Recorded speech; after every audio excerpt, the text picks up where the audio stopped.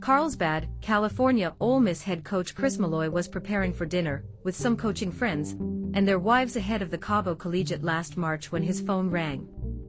It was Malloy's assistant, Emerson Newsom, who was with the Rebels players at a nearby beach. "Hey, we've got a problem," Newsom said to Malloy.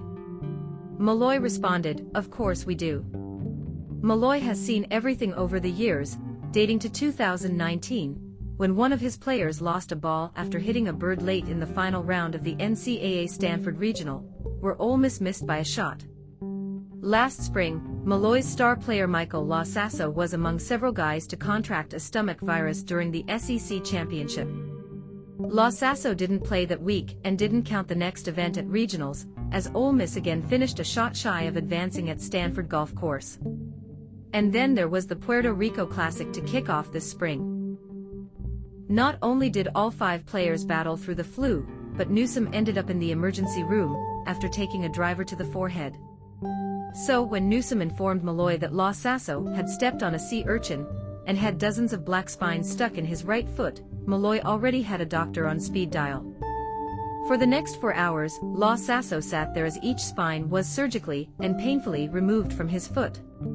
Luckily, the tournament permits carts, and Sasso powered through for a T13 finish despite the urging of Malloy to sit out.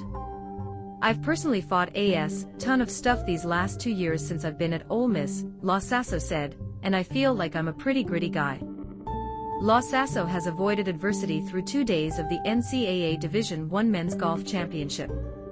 He's carded 12 birdies and an eagle while shooting 68 to 67 and joining Arizona State's Connor Williams, a local kid, atop the individual leaderboard at Omni La Costa.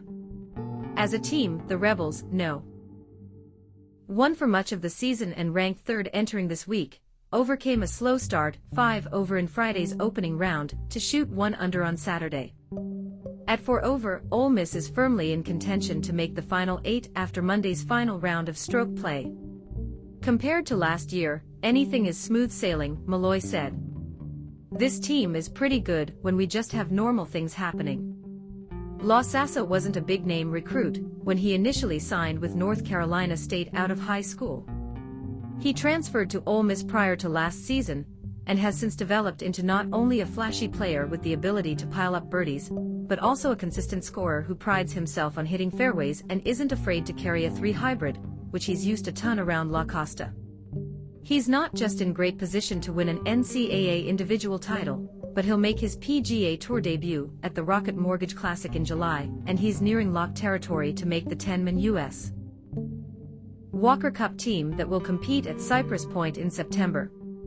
Regardless of what happens,